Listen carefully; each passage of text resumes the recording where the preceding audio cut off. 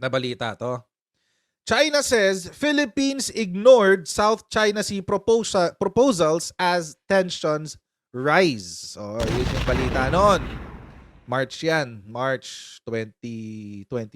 March 13. March 13 na isulat sa BBC. Pero ang alam ko mas maaga pa yan eh. It's not even March 13. Siguro mga first week na March. First week na March. First 10 days. Sometime around that few weeks. But anyway, eto na nga. Noong nabalita ito kay Manila Times. Kay Manila Times yan, di ba? An unnamed senior Chinese official told news outlet Manila Times that the deal was met with inaction by the Marcos administration. Ano yung deal na yan? Dito unang lumabas yung kwentuhan tungkol sa secret gentleman's agreement. Bakit? Kasi hindi talaga natin alam yung agreement na yan. Wala tayong alam dyan. Hindi sinabi sa mga Pilipino yan. At I guess dito dito gustong i-frame ng grupo ng Duterte at ng China. Nung alyansang Duterte at China, Duterte-China. Dito gustong paikutin ng tambalang Duterte-China na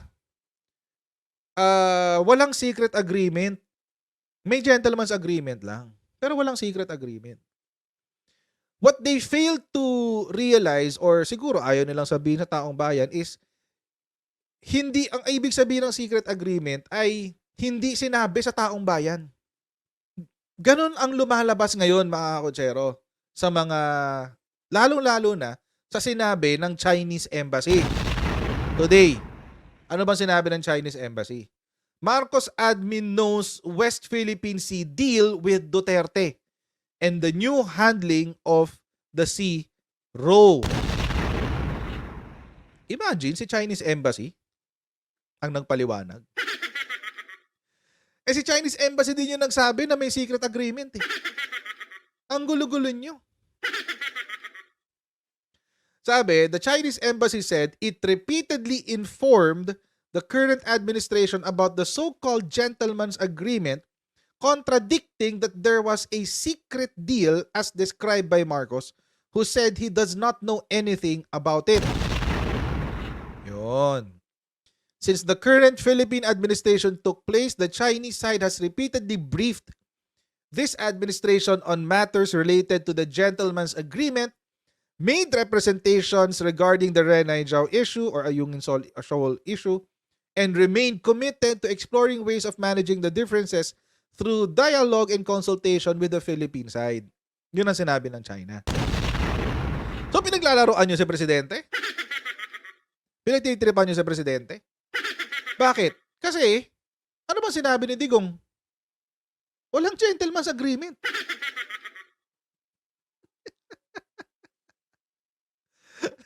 Walang gentleman's agreement.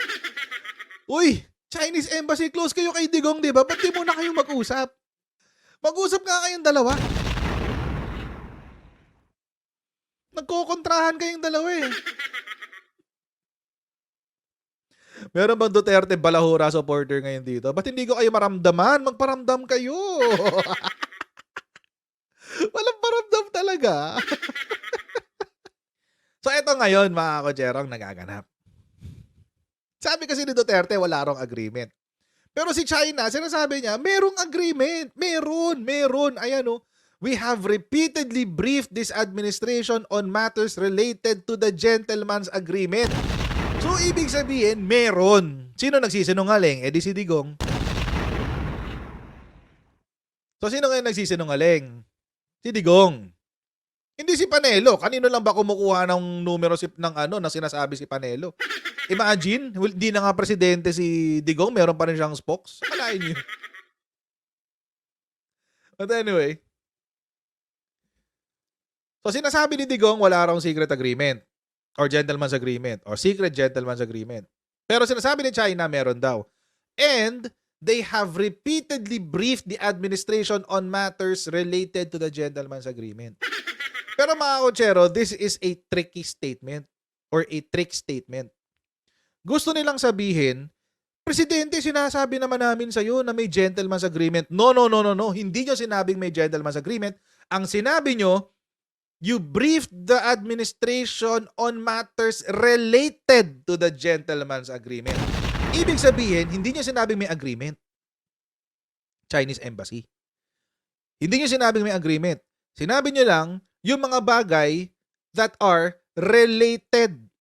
Bakit mga kotsero? Ganito kasi yan. This is a very important mistake sa side ng China. Bakit? Kasi ganito yan. Pag sinabi nilang, we have repeatedly briefed the administration about the gentleman's agreement. Ibig sabihin, sinabi nila kay President Bongbong Marcos, President Bongbong Marcos, may usapan kami ha. May usapan kami ni former administration nyo na ganito ang mangyayari sa Ayungin Shoal.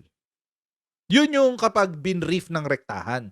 We repeatedly briefed the administration about the gentleman's agreement. Pero ang ginamit nila hindi ganun eh. Ang sinabi nila, the administration on matters related to the gentleman's agreement. Ibig sabihin, sinabi daw nila kay PBBM ang mga bagay na related lang sa gentleman's agreement. Related lang. Hindi talaga gentleman's agreement yon. Pero may mga bagay na related lang doon. Ibig sabihin, bawa ganito. President Bongbong Marcos, kasi yung Ayungin Shoal, ano na ha? Walang papasok dyan ha? Yun lang yung related. Walang magdadala ng construction supplies dyan ha? Yun lang ang related. Yun lang yung related sa gentleman's agreement. But it is not the gentleman's agreement. Kasi kapag sinabi mong binrief namin si Presidente tungkol sa gentleman's agreement, ganito ang salitaan. Mr. President, may gentleman's agreement kami ng Presidente ha? Noong previous administration. Huwag kayo magpapasok ng construction supplies ha? Yun ang agreement namin sa previous administration. Bakit kaya ganito? Ba't kaya ganito yung pagkakasulat ni Chinese Embassy? Because they want to have plausible deniability. Ibig sabihin ng plausible deniability, kapag pumalya itong statement nila, pwede nilang ilusot. Ganun. See, ito yung problema sa China mga kotsero eh.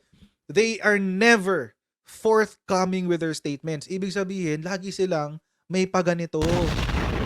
Hindi sila honest to goodness sa kanilang mga statements. Sinungaling. So pinaglalaroan nila si PBBM. Pinapalabas nila na, huy, may sinabi namin sa inyo na may gentleman's agreement. No, no, no. Ang ginawa ni China, sinabi namin sa inyo na may mga bagay na related sa gentleman's agreement. Magkaiba yun, guys. Sobrang magkaiba yun. So, ibig sabihin, mga kotsero, hindi pa rin sila umaamin sa gentleman's agreement. Pero sinasabi nila meron. Sabi, it is also said that the Duterte-China Pact is about managing the situation on the ground, maintaining peace and preventing conflicts. Yun ang sinabi nila. It has nothing to do with our respective sovereign positions.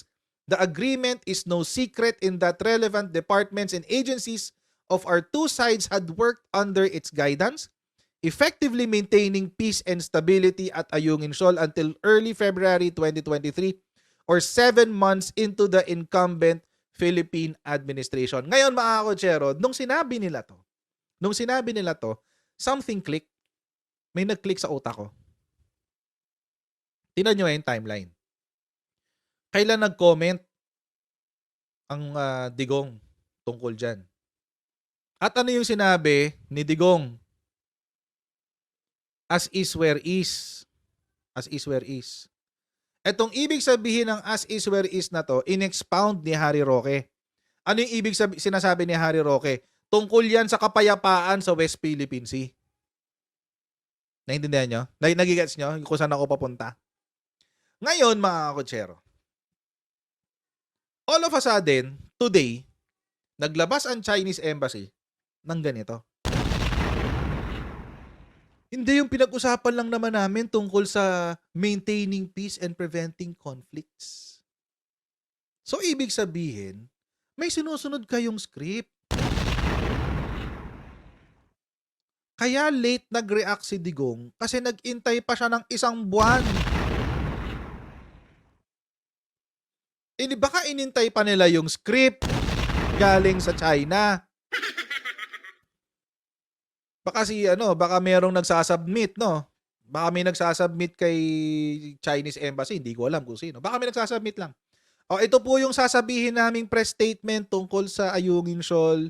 Ito yung grupo namin, ito yung script na papadala namin. Okay na ba sa inyo yan? Sabi ni Chinese Embassy 1 month later or a few weeks later. Sige, okay na yan. I-roll out niyo na. Kaya pala magulo yung script nung nakaraan. Kasi meron kang Harry Roque na nagsasabi na hindi, may gentleman's agreement tungkol sa peace. It's just to maintain the peace and the security of Ayungin. This one. Ayan, ito yun. This is it. Ito yun eh. Tapos, meron kang Panelo na nagsasabi na walang gentleman's agreement. Kaya pala magulo. Kasi wala pang bagsak. Tapos, ang gusto nilang sakyan, siguro lang naman, no? Ako lang naman to, naglalaro lang naman ng utak ko. Halimbawa lang, kung ako'y nasa posisyon nila, maglabas tayong 2 statement. Magkaiba. Tingnan natin kung ano yung kaagat sa taong bayan. Hindi kinagat yung walang gentleman's agreement eh. Bakit? Ang sinakyan ng presidente, may agreement eh. Di ba? Ang sinakyan ng presidente yung may agreement. O, di ang ibabalik natin, sige, di may agreement kung may agreement. Kinall out sila ng presidente, di ba, nung ditong nakaraan. Ano ba sinabi ng presidente sa kanila? Horrified. Horrified daw siya. Itong nakaraan. Philippine President Ferdinand Marcos Jr. on Wednesday denied the existence of a gentleman's agreement between his predecessor, Rodrigo Duterte, and China that Manila would not make repairs, etc., etc. Former spokesman Harry Roque has said the previous Philippine government entered into a deal with Beijing to keep the status quo. Diba? Ito yung lagi sinasabi ni Harry Roque. Tapos sinabi ni PBBM, hindi natin alam yan. Tapos walang documentation, walang record, walang brief. Hindi man lang daw sila na brief. No one told us that there was an agreement. Dito, ngayon, dahil sinabi to ni PBBM, napuwersa na sila. Napuwersa na ngayon tong partido nung kabila. So ngayon, they have to stick to a script. Kailangan nilang sundan yung script ng kanilang comms plan. Ngayon, moving forward, expect nyo na si Digong, ito yung sasabihin. Moving forward. Which, mga kotsero, still doesn't address the core of the issue. Hindi pa rin nabibigyan ng kasagutan yung pinakapunto ng issue. Ano ba ang punto ng issue? Sikreto kasi. Ngayon, kayo dyan sa Chinese Embassy, pumalya na naman kayo. Bakit? Kasi ang premise nyo ng hindi secret ay alam ng mga departamento at ahensya.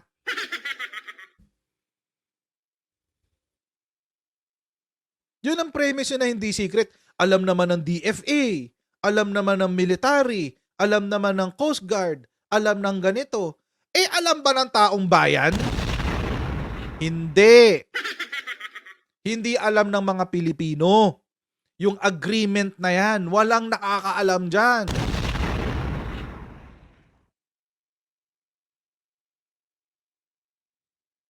That is why PBBM calls it a secret. Panoorin niyo yung recent niya na interview dun sa FOCAP. Anong sinabi niya? Ba't kailangan itago sa taong bayan? Why do you have to keep it a secret? That's the premise. Bakit tinago ng gobyerno to sa taong bayan? Hindi bakit tinago, di ba? Hindi dahil tinago ng mga ahensya? Yung ba yung sinasabi niyo? Hindi tinago sa mga ahensya, so okay na? Yung ba yung ibig nyo sabihin? Siguro hindi naman maiintindihan ng Chinese Embassy dito. Ipa-translate nyo. Sigurado ako may Pilipino sa Chinese Embassy. Ipa-translate nyo na lang. Pa-translate nyo sa Mandarin. Kami bilang mga citizens ng Pilipinas, alam ba namin? Hindi. Wala. Wala nakakaalam. Wala nakakaalam. Sino-sino nakakaalam? Kung sino man yung tao nyo, kung sino-sino kung sino man tao nyo nandyan, hindi ko alam kung sino. Well, sabi nila si ano daw, alam, si Cayetano. Pabalik-balik daw siya ng China para mag-broker ng something. Kung ano man yung binobroker niya na yun, di natin alam. Di ba? Nabalita yun eh. 2016, 2017, 2018, pabalik-balik daw si Alan Peter Cayetano ng China. Alam niya yun kung ano man yung pinag-usapan.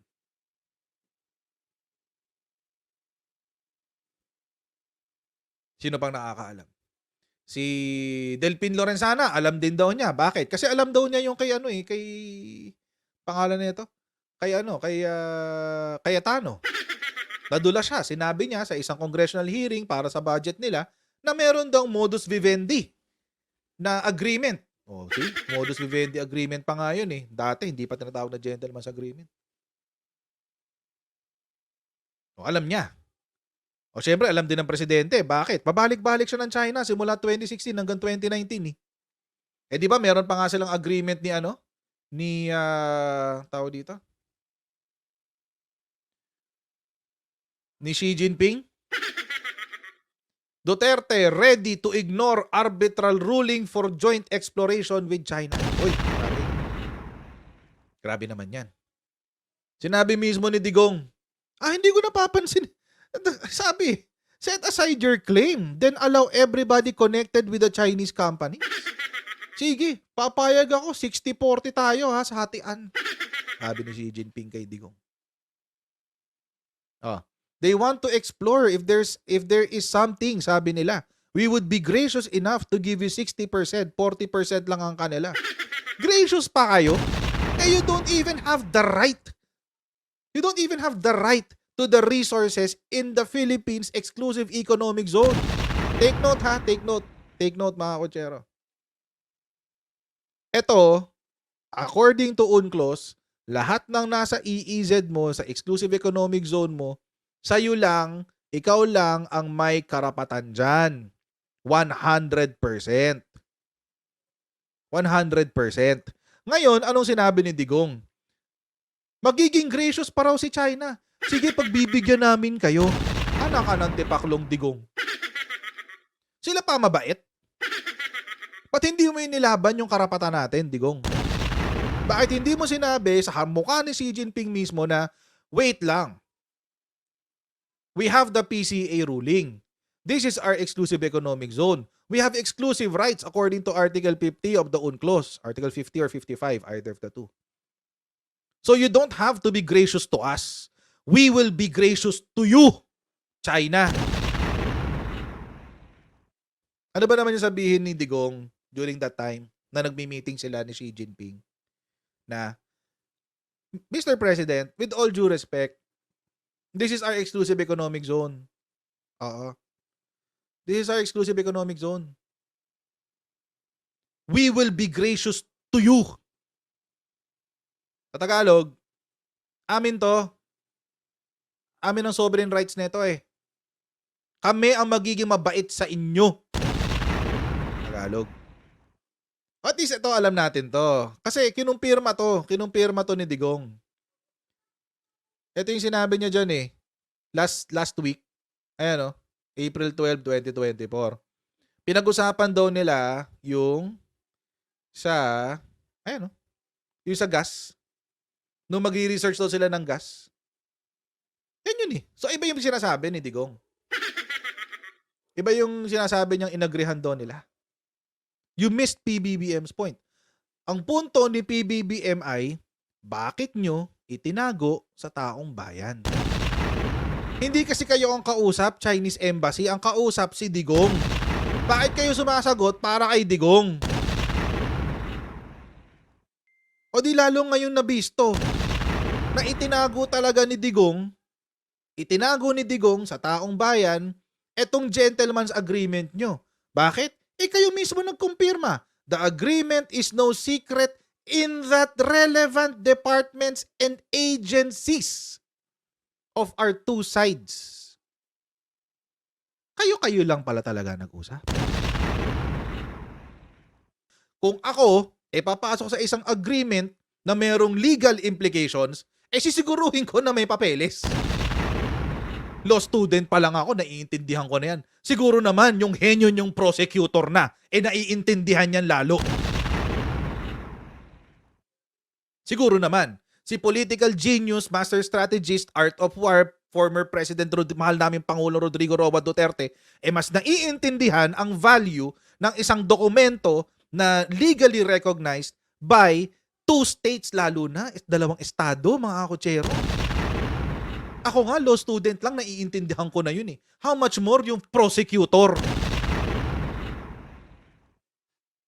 Tignan nyo ang gaano iniinsulto ng mga Chekwa at gaano iniinsulto ng mga Duterte ang pag-iisip ng mga Pilipino. Tignan nila, iniisip na kabobo ang mga Pilipino. Tignan nyo yung sinabi ng bayad ng 1M a month. Ganun talaga pag may tiwala. What the F?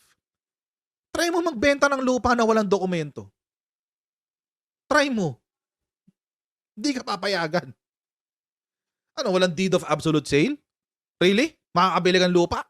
Walang deed of absolute sale? Laway lang? Baka pag namatay yung binentahan mo, habulin ka ng mga tagapagmana. So ayun mga kutsero, maraming po salamat sa inyong patuloy na pagsuporta sa ating channel. Huwag niyo pong kalimutan mag-subscribe and I'll see all of you in our next Coach Jared Live. God bless you. See you next time. Bye.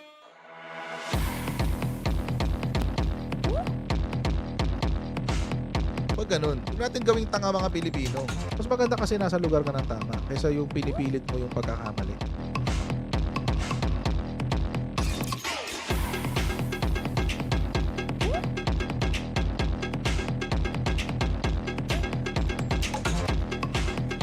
Are they willing to go that far? Hindi makakalimutan ng Pilipino yan hanggat di nasasagot niya. Sino ngayon nagsasabi ng totoo?